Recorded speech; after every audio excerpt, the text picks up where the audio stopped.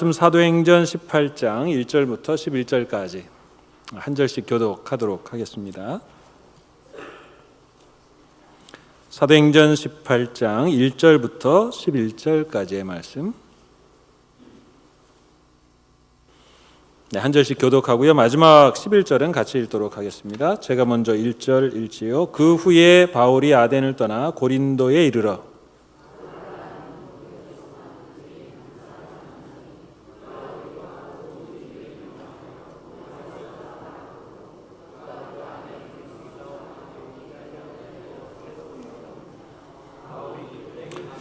생업이 같으므로 함께 살며 일을 하니 그 생업은 천막을 만드는 것이더라.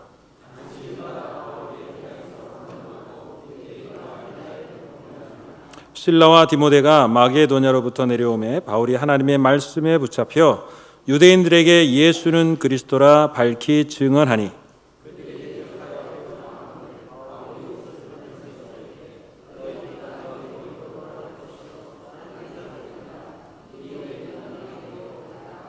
거기서 옮겨 하나님을 경외하는 디도 유스도라 하는 사람의 집에 들어가니 그 집은 회당 옆이라.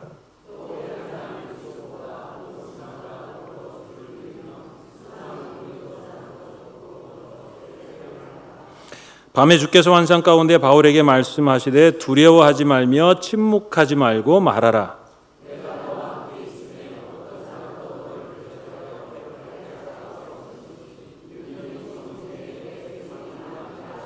함께 읽겠습니다. 1년 6개월을 머물며 그들 가운데서 하나님의 말씀을 가르치니라. 아멘.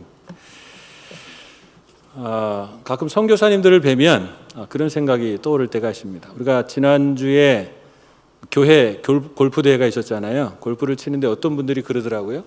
골프가 안 되는 이유가 100가지도 넘는데요. 뭐 이것 때문에 안 되고 저것 때문에 안 되고 다 이유들이 있을 거라 그런 생각이 드는데요. 가만히 보면 선교지를 떠나야 될 이유들이 참 많이 있는 것 같아요. 그런데도 불구하고 선교지에 머물러 계시는 분들을 보면 참 신기하기도 하고 뭘까 이런 생각이 들어요. 제가 강영수 선교사님하고 연락을 하는데요. 뭘로 연락을 할게요? 이메일로 했습니다. 이분들이 카톡이 안 돼요. 근한 카톡이. 왜 카톡을 안 갖고 계시나? 근데 와서 보니까 그런 핸드폰을 갖고 있으면, 스마트폰 갖고 있으면 강도를 당한대요. 갖고 있으면 강도를 당한대요. 그러니까 차라리 안 만드신대요. 집에서 그냥 뭐 빨리 되나 늦게 되나 이메일로 연락하면 연락할 수 있으니까. 어떻게 보면 거기에 머무르기가 좀 두렵잖아요. 떠나야 될 이유가 있을 것 같아요. 사모님도 뵀습니다. 사모님은 척추 협착증이 이 목하고 허리에 있으셔가지고 하나는 그래도 다행히 어떻게 수술을 좀 받으셨는데 하나는 그냥 그대로 갖고 계셔서 참 고생스러우시겠다. 그 뭐 제가 다 알지 못할 것 같은데 참 힘들 것 같아요. 그런 걸 생각하면 거기에 머물러 있을 게 아니라 좀 다른 데로 갈 수 있지 않을까 이런 생각도 좀 들게 됩니다.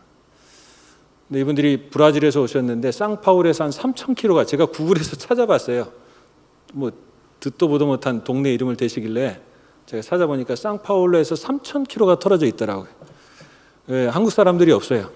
다른 선교사님 한 분 계시고 식사를 하면서 김치는 좀 해 드세요. 그랬더니 그냥 그 차조대 있잖아요.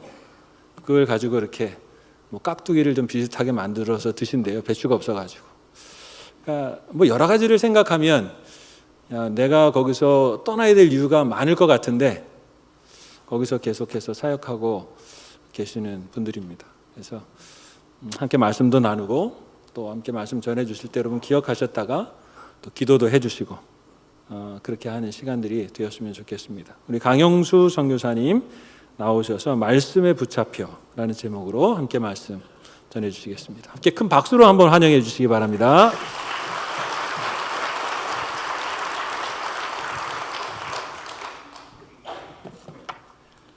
안녕들어세요. 이렇게 부족한 저를 불러주신 첫째 하나님께 그리고 정 목사님과 당회원 여러분들께 감사를 드립니다.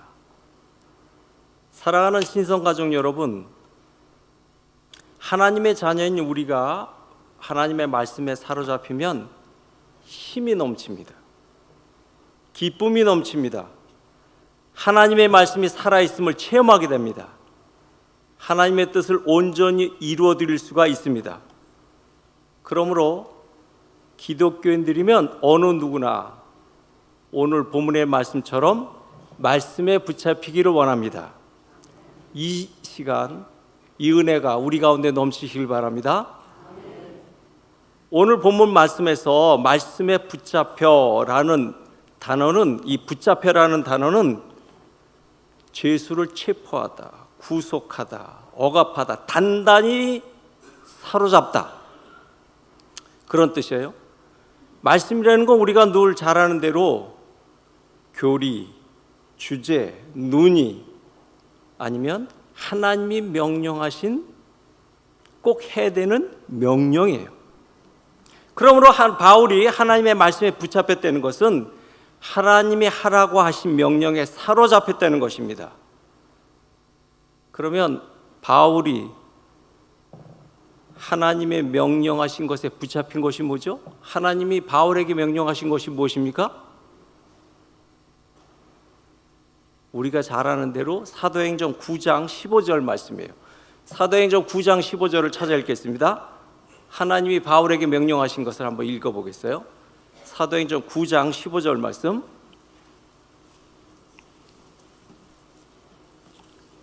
다 같이 시작. 주께서 사람을 내 이름을 이방인과 임금들과 이스라엘 자손들 앞에 전하기 위하여 택한 나의 그릇이라. 아멘. 바울이 말씀에 사로잡혔다는 것은 하나님의 명령에 사로잡혔다는 것인데, 곧 하나님이 하라 하신 명령이 뭐예요? 이방인에게 복음을 증거하라. 결국은 바울은 하나님의 명령에 사로잡혀서 어딜 가든지 예수가 그리스도라 증거할 수 있게 된 것입니다. 자, 여러분, 그러면 어떻게 바울이 하나님의 말씀에 사로잡힐 수 있었습니까? 그것이 오늘 본문 5절에 있어요. 5절 말씀을 다 같이 읽겠습니다. 사도행전 18장 5절 시작. 실라와 디모데가 마게도냐로부터 내려오매 바울이 하나님의 말씀에 붙잡혀 유대인들에게 예수는 그리스도라 밝히 증거하니. 자, 바울이 무엇 했는데 말씀에 붙잡혔어요?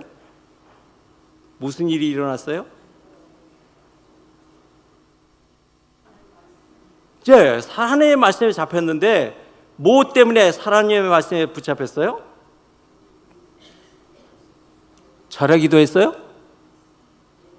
금식했대요?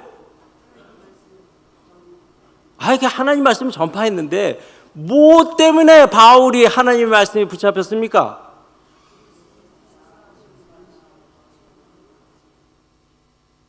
답을 다시 찾겠어요. 다시 읽겠어요. 시작. 디모데가 마게도냐로부터 내려오매 바울이 하나님의 말씀에 붙잡혀 유대인들에게 예수는 그리스도라 밝히 증언하니. 자, 뭘 했더니 요 앞에서 정확히 얘기했어요. 실라와 뭐가? 디모데가 내려오매. 자, 여기 내려오매라는 말에 주목하시기 바랍니다. 이 내려오매라는 것은 함께하다, 함께 수고하는 자들이 만나다, 이런 말이에요. 떨어져 있던 자가 만났더니 하나님의 말씀에 붙잡혔다는 거예요. 철학기도 한 게 아니고 금식기도 한 게 아니고 떨어져 있던 자가, 누구하고 떨어져 있었어요? 실라와 디모데, 동역자와 만나니까 하나님의 말씀에 사로잡혔다는 것입니다.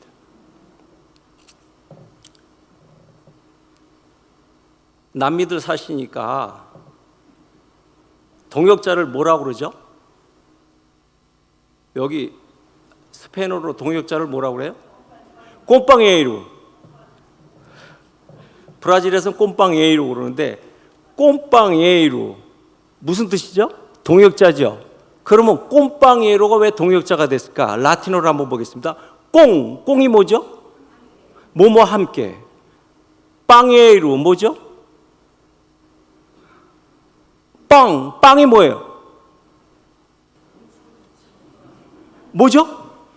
빵이에요. 빵이에로. 그럼 뭐예요? 빵을 함께 먹는 사람이에요.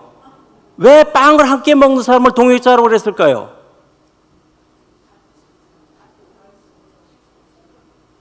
이게 굉장히 중요한 말인데 뭐냐면 꼼빵이에로 빵을 함께 먹는 자, 이게 뭐냐면 생명을 함께 나누는 자예요. 내가 가진 빵으로 내가 안 먹으면 내가 죽어요. 근데 그 죽을 수밖에 없는 이 귀한 빵을 함께 나누는 거예요. 전장에서 죽음을 함께 나누는 전우를 말하는 거예요. 그래서 이 꼼빵이에로 빵을 함께 나누는 자, 고통과 고난과 어려움을 함께 나누는 자가 꼼빵이에로예요. 언제 바울이 하나님의 말씀에 붙잡혔습니까? 동역자와 함께할 때 말씀에 붙잡혔습니다.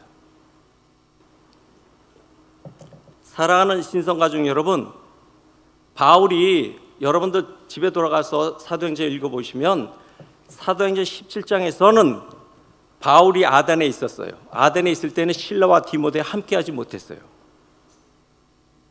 그래서 힘이 없었어요. 힘있게 증거할 수 없었어요. 근데 지금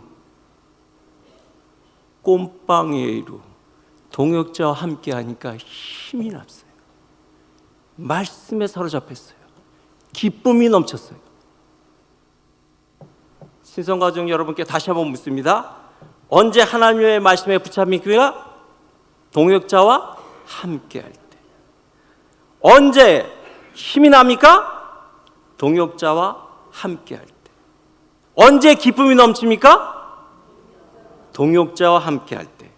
여러분, 하나님이 동역자들을 여러분에게 붙여주신 것은 함께 힘을 합하고 함께 수고하여 하나님의 뜻을 이루라고 동역자를 붙여주신 것입니다.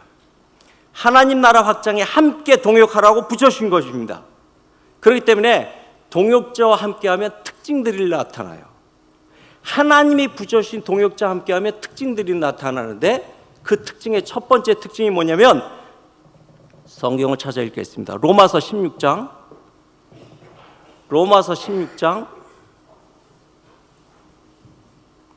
3절의 말씀이에요.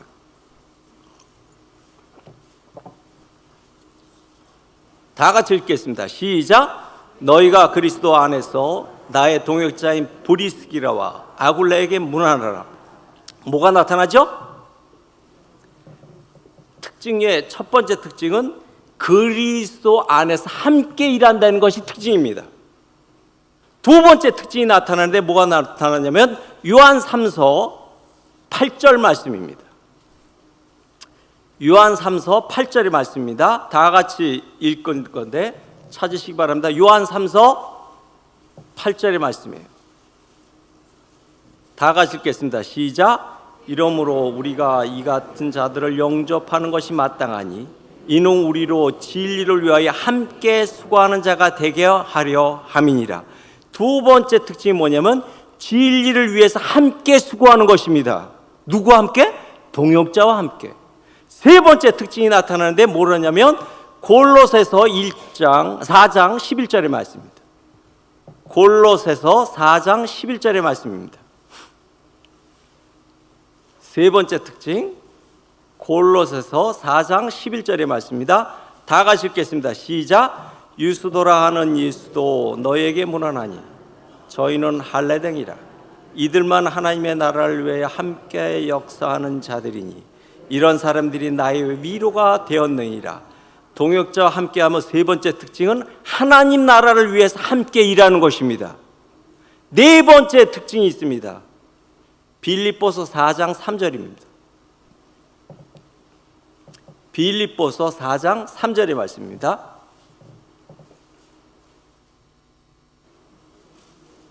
다 같이 시작. 또 참으로 나와 멍에를 같이 앉아 내게 구하노니 복음에 나와 함께 힘쓰던 저 부녀들을 돕고 또한 글레멘드와 그 외의 낭여 동역자를 도우라. 그 이름들이 네 번째 특징은 그 이름들이 생명책에 함께 기록되는 것입니다. 예수님도 제자들과 함께 하셨죠. 예수님의 제자 중에서 수제자라고 하는 베드로가 풍랑 있는 바다에서 당신이 주님이시면 나를 오라고 그러라고. 그러니까 베드로가 물에 내려가서 걸었죠. 그러다가 베드로가 물에 빠져들어갔어요. 그럴 때 누가 건져줬어요? 예수님. 동역자와 함께 하시면 위험에서 벗어날 수 있어요. 힘이 약할 때 힘을 공급받을 수 있어요. 우리가 10월 마지막 주가 되면 항상 종교개혁 주일이라고 해서 지키죠. 근데 종교개혁하게 되면 다 생각하는 게 마틴 루터를 생각해요. 특별히 작년에는 500주년, 종교개혁 500주년 되는 해이기 때문에 루터에 대해서 이 남미에서도 별로 좀 아르헨티나 좀 들어간 것 같아요. 브라질은 이게 천주교가 세니까 루터에 대해서 굉장히 싫어하고 특별히 칼빈을 싫어해요. 이 장로교를 아주 싫어하는데 작년에는 그래도 루터에 대해서 많이 뉴스에 나왔어요. 그런 종교개혁을 하게 되면 루터만 생각하는데 마틴 루터가 종교개혁을 이룰 수 있었던 데는 그 옆에 귀한 동역자 친구가 있었어요. 그 사람이 누구냐면 필립 멜랑흐통이라는 사람이에요. 멜랑흐통은 루터보다 15살이 아래예요. 그런데 얼마나 둘이 동역을 했냐면 루터가 힘이 없고 나 못하겠어, 나 이거 못해, 이럴 때마다 멜랑흐통이 당신이 믿는 것이 진리라는 것을 확신한다면 당신이 포기하면 안 된다. 그 진리는 반드시 이길 것이다. 믿어야 한다. 그러면서 이 멜랑흐통이 편지를 쓸 때마다 그리고 말할 때마다 기회 있을 때마다 루터에게 성경 한 구절을 꼭 적어서 보내주든지 말을 했는데 그걸 우리 찾아서 읽겠어요. 로마서 8장 31절의 말씀이에요.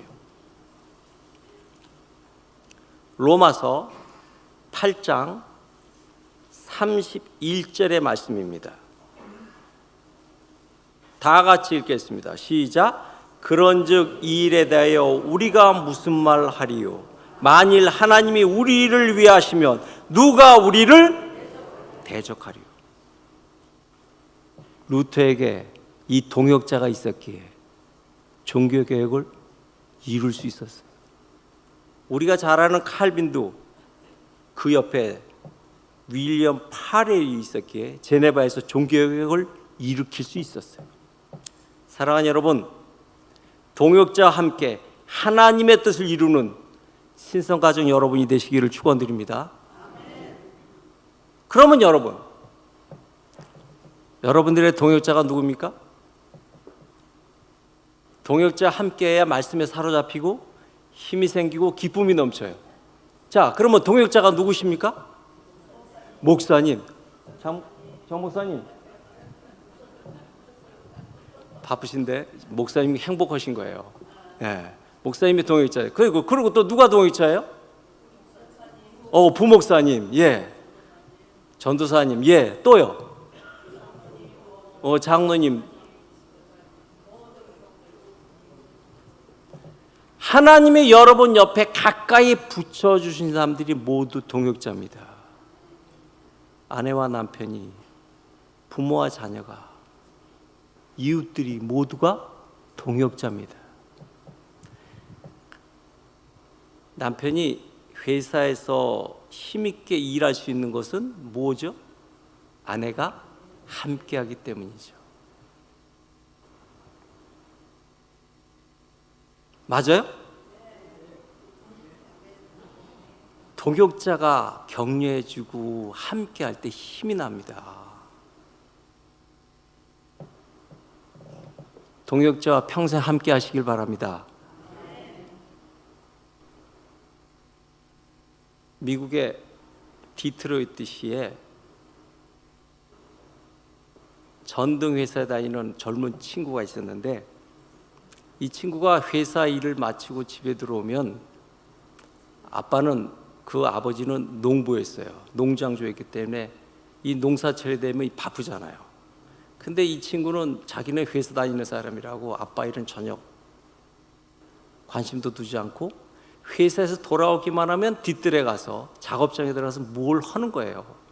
근데 이 작업을 하는데 막 이상한 소리도 나고 막 그러는 거예요. 근데 농부인 아버지는 그것이 굉장히 마음에 들질 않았어요. 이 농사를 하신 분들은 아시지만 제때 심지 않으면 거둘수롭잖아요. 그러니까 바쁜 차례는 좀 도와주면 좋은데 이 바쁜 차례도 도와주지 않고 들어가서 뭘 열심히 만드는 거예요. 그래서 동네 사람들이 에이 이상한 청년이라고 신란도 하고 욕도 하고 그랬어요. 그러기를 3년을 그 청년은 열심히 모습 연구를 하는데, 그가 실망하지 않고 계속 밤을 새우면서 일을 할 수 있었던 것은 자신을 믿어주는 단 한 사람, 그의 아내가 있었기 때문입니다. 그의 아내는 남편에게 여보, 난 당신을 믿어. 힘내요. 당신은 해낼 거예요. 그러면서 추울 때는 따뜻한 차도 갖다 만들어주고, 남편이 뭐 만들 때 옆에서 졸더라도 같이 있어주기도 하고 같이 격려했어요. 그러기를 3년이 지난 어느 날 밤에 따따따따따따 엄더니 막 그 디트로이트 시를 떠나가게 만드는 소리가 났는데, 그게 뭐냐면 처음으로 말이 끌지 않고도 네 바퀴로만 굴러가는 수레가 움직였어요. 그게 뭐냐면 자동차예요. 그 청년 이름이 헨리 포드입니다. 먼 훗날 많은 사람들이 헨리 포드를 보고 자동차의 왕이라고 막 그럴 때, 기자가 어느 날 헨리 포드에게 이렇게 질문했대요. 만일 당신이 다시 태어나면 무엇이 되고 싶습니까? 그러고 기자들이 물으니까 헨리 포드가 이렇게 말을 했대요. 내 아내와 함께 한다면 무엇이든지 상관없습니다. 신성가족 여러분, 이런 말들 하고 사세요?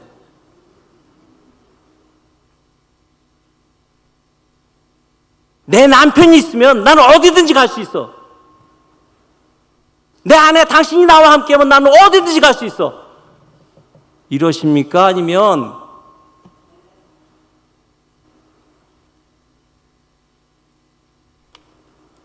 여러분, 가족은 하나님께서 동역자 안에 귀한 것 넣어서 보내주신 동역자입니다.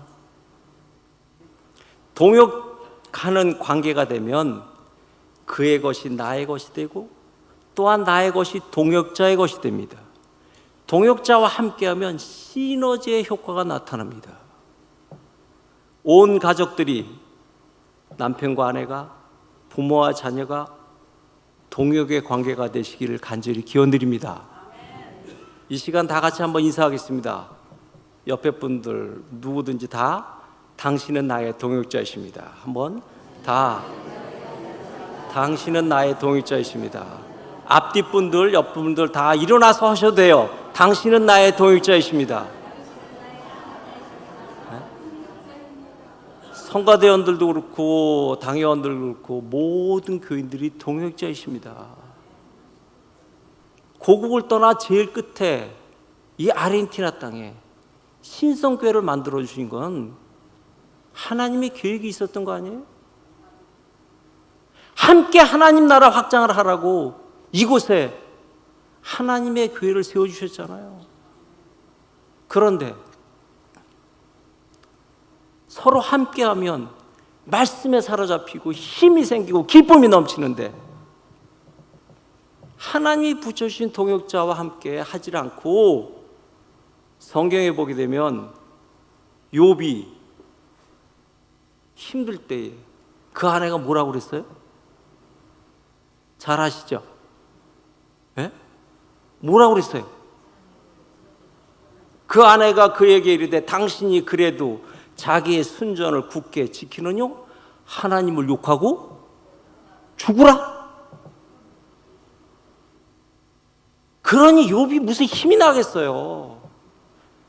에?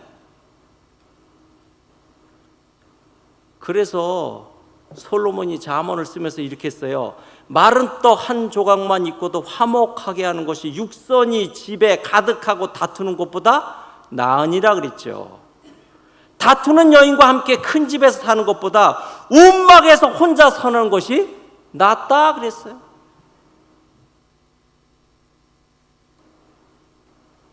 다투며 성내는 여인과 함께 사는 것보다 광야에서 혼자 사는 것이 낫다 그랬어요.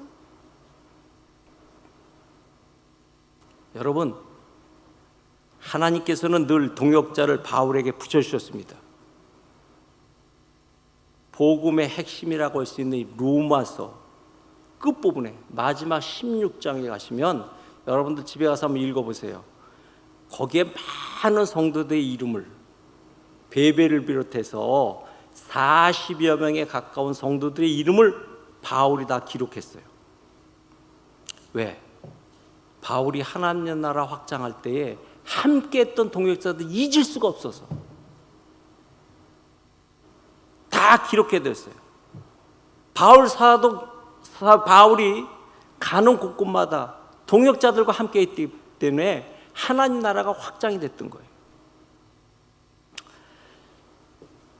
바울에게도 반대자들이 있었어요. 그렇지만 동역자가 있었기 때문에 그는 어디 가든지 하나님 나라를 확장할 수 있었습니다. 특별히 바울이 로마에 갈 때는 제수용으로 갔잖아요. 우리가 잘 아는 대로 묶여서 끌려갔잖아요. 그랬는데 로마에 들어갈 때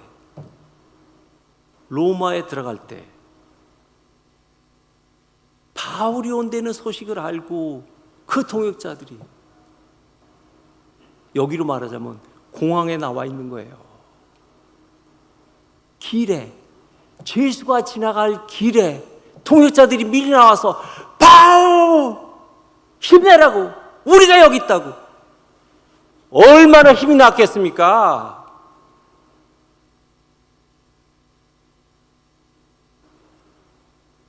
그래서 사도행전 28장 15절에 이렇게 말하고 있어요.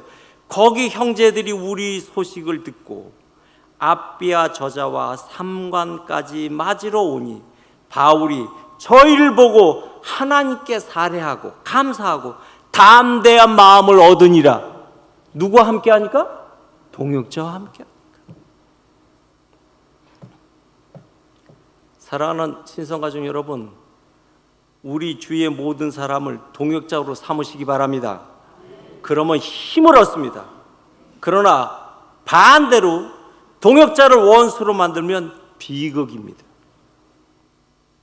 왜냐하면 동역자와 함께하면 말씀에 사로잡히고 힘이 생기고 기쁨이 넘치지만 원수와 함께하면 힘이 빠져요.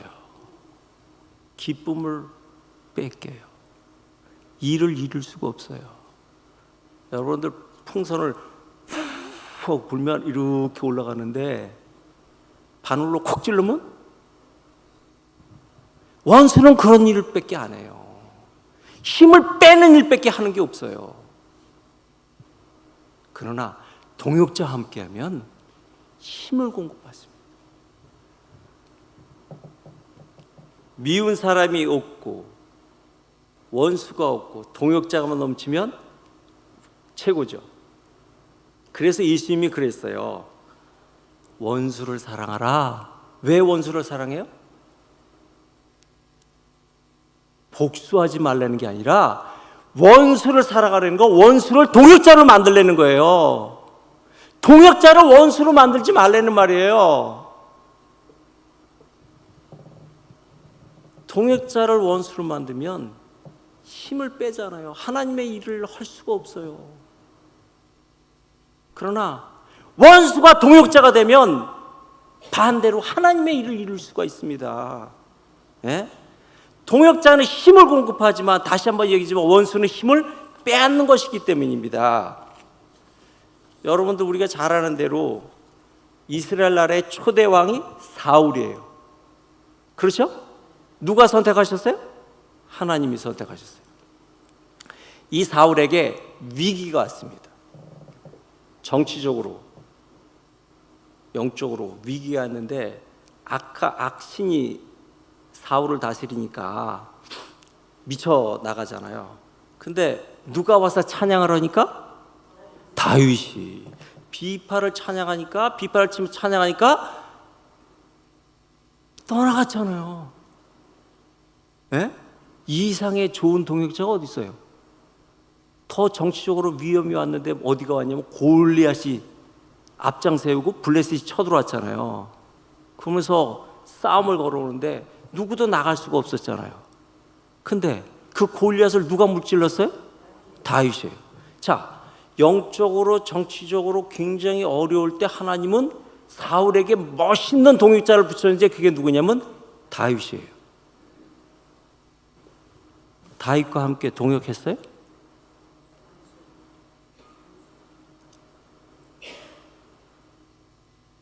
평생 왼수로 살았잖아요.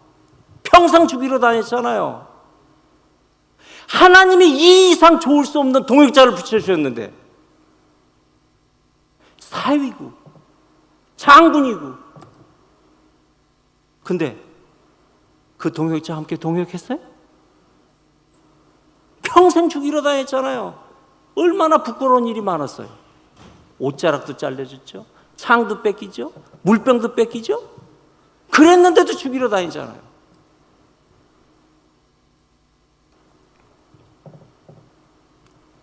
사랑하는 신성가족 여러분, 여러분들의 가족이 동역자입니까? 아니면 적입니까? 우리의 이웃들은 나의 동역자들입니까? 아니면 적입니까?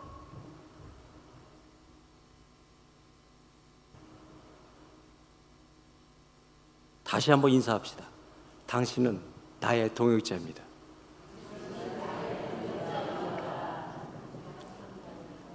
아이들이 학교 갔다 오게 되면 집에 달려 들어가죠. 들어가면서 누굴 부르죠? 왜 엄마 찾아요? 에? 엄마! 하는데 아무 대답이 없어요. 그러면 엄마! 더 크게 기절리죠? 근데 그래도 소리가 없으면 어떻게 돼요? 엄마, 왜 목소리가 확 꺼져요? 힘이 없어져요. 맞아요.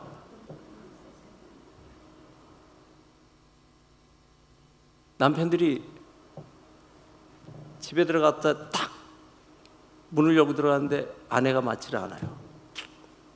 그러면 뭐라 그러죠? 애가 딱 나와서 맞으면 뭐라 그래요? 네 엄마 어디 갔어? 자, 남편들이 왜 아내를 찾아요? 예? 동역자니까. 설교 들으셨다고 그러지 마시고 왜 찾으세요? 사랑하니까. 아빠도 그러죠. 네 엄마 어디 갔어? 왜 찾아요?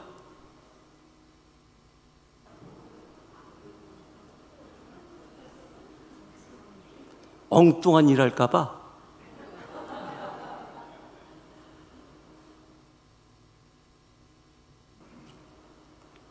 이민 생활이 얼마나 힘드세요? 저도 84년에 파라과이 왔다가 브라질 갔거든요. 그러니까 저도 알아요. 근데 이민 생활에서 대부분 이제 부부가 함께 해야 되잖아요. 그 부인들이 나 오늘 조금 먼저 가서 저녁 준비할 때 당신 가게 문 닫고 오라고 많이들 그러시잖아요. 그래서 이제 여자분들이 이제 이것저것 준비해 가지고 가서 집에서 음식을 하셨는데 집에 들어오면서 냄새가 왜 이래? 거기까지도 좋아요. 탁 먹으면서 왜 이렇게 짜? 또 하고 싶죠? 박아주고 싶어. 반대로 들어오시면서 이야 뭐야 오늘 뭐야? 에? 딱 입에 넣으시면서 하시면 이야 당신이 여기 최고야. 힘이 나죠. 또 하고 싶죠. 안 그러세요? 아니 하나님이 붙여주신 동역자와 함께 이 힘든 이민 생활을 하셔야지. 그 하나님이 붙여주신 동역자를 원수로 만드시면 어떻게 하시려고 그러세요? 왜? 사울처럼 하나님이 기가 막힌 동역자를 붙여주셨는데 왜 원수로 만드세요? 그래서 성경에는 이렇게 말하겠어요. 소중한 관계가 깨어지지 않도록 침소를 귀히 여기라. 더럽히지 말라. 부부는 기도 때 외에는 떨어지지 말라. 왜? 함께 해야 말씀에 사로잡히고 힘이 나고 하나님의 일을 할 수가 있기 때문입니다. 예수님이 그래서 마태복음 12장 25절에서 이렇게 말씀해 주셨습니다. 스스로 분쟁하는 나라마다 황폐해질 것이요 스스로 분쟁하는 동네나 집마다 서지 못하리라. 하나님이 붙여주신 동역자하고 함께하지 못하면 그 가정은 깨집니다. 깨지면 뭐예요? 하나님 나라를 이룰 수가 없습니다.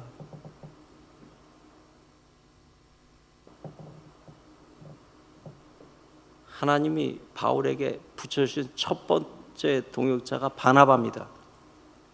바나바와 함께할 때 바나바가 사울을 다소에 가서 불러서 함께 일하고 사울은 하나님이 세운 사람이라고 증언해주고 그래가지고 바울이 될 수 있었잖아요. 그래서 이 바나바와 함께할 때 얼마나 좋았는지 몰라요. 근데 이 바나바와 함께하다가 마가 때문에 분쟁을 일으켜요. 그래서 서로 갈라지게 되죠. 네? 갈라지게 돼요. 사랑하는 여러분들, 싸우지 않을 수는 없죠. 그러나 소원해진 관계가 빨리 회복되고 원수가 아닌 적이 아닌 동역자가 되시기 바랍니다. 동영상 좀 잠깐 틀어주시면 감사하겠습니다.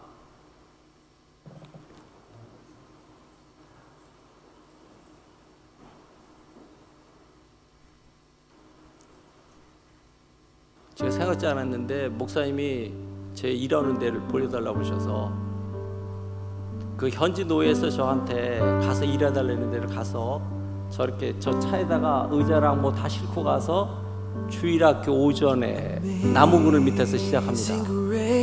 How sweet the sound that saved a wretch like me.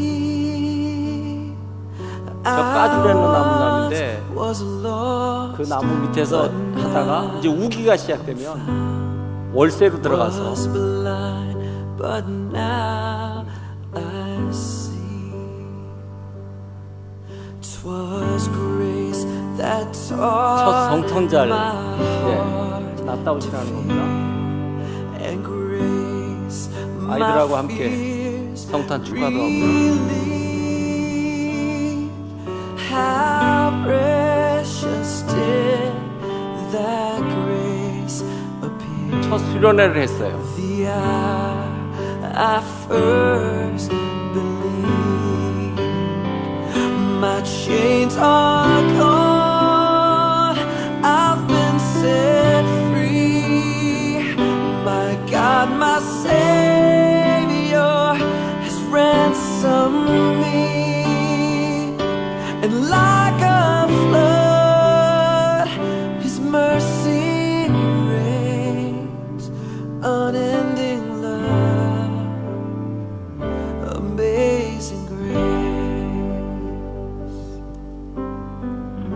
첫 세례자입니다.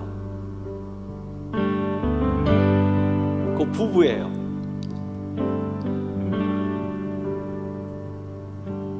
The Lord has promised good to me. 그 다음에 His word, my hope secure. He will my shield and portion me as long as life endures. My chains are gone, I've been set free. My God, my Savior has ransomed me. And like a flood, His mercy reigns, unending love. 한국에서 이제 악기 갖다가 집사람이 악기 가르치고 My chains are gone. 치과의사 불러서 이 구강 관리하는 거 가르치고요. My God, my Savior 수련회 때 하는 일입니다. has ransomed me. 저 악기부도 좀 만들어 가고요. His mercy reigns, 저의 큰애하고 둘째하고 청년부하고 amazing grace.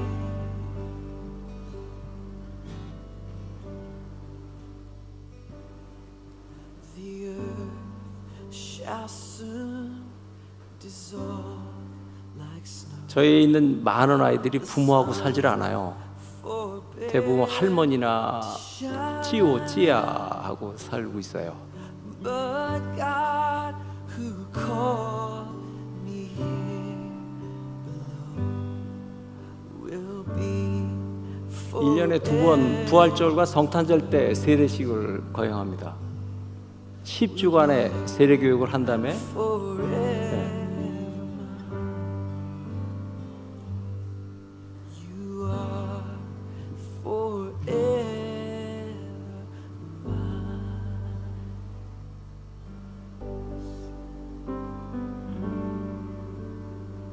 해마다 카니발만 되면 수련회를 해요.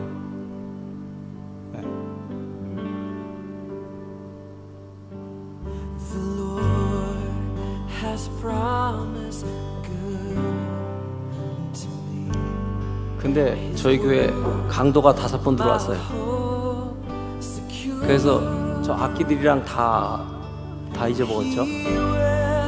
My shield and 장 다 뜯어가고 다 싹 다 가지고 왔잖아요. as long as life 안 되겠어가지고 이제 좀 중심으로 좀 나오는 거예요. 그래서 I've been set 교회 free. 월세를 증축해가지고 My 교회를 Savior has 이 건물은 이제 저희가 이제 우리 헌금으로 샀습니다. and 그 교회들이 like a flood, His mercy reigns, unending love, amazing grace. My chains are 이게 데우스계라는 게 고베나도르가 하나님이 원하시는 지역이다 해가지고 이름을 그 바이오 이름은 예쁘게 지어줬어요. has ransomed me. 그게 이제 이사를 하는 겁니다. And like a flood, 자꾸 도둑이 들어오니까 그쪽에서 벗어나서 mercy reigns, unending 악기부가 좀 커지죠? amazing grace.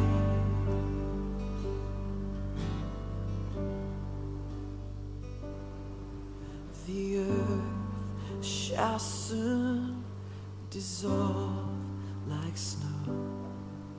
The sun forbear to shine, but God who called me here.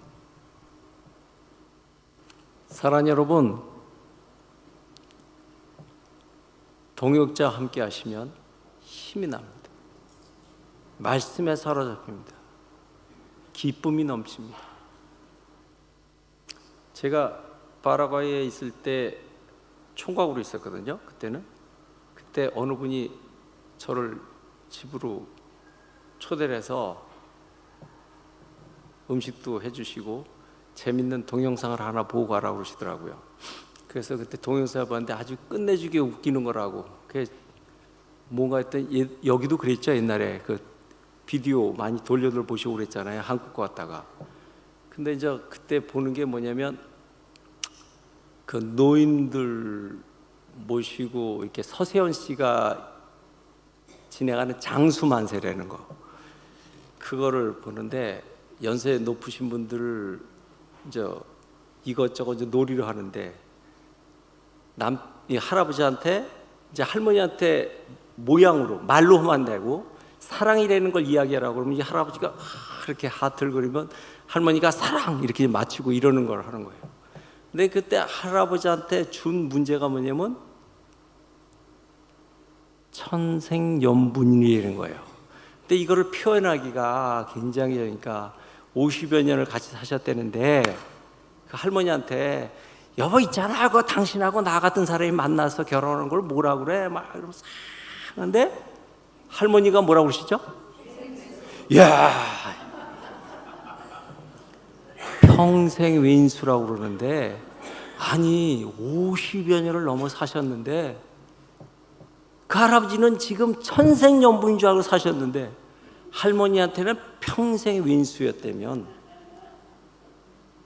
그게 어떻게 동역자입니까?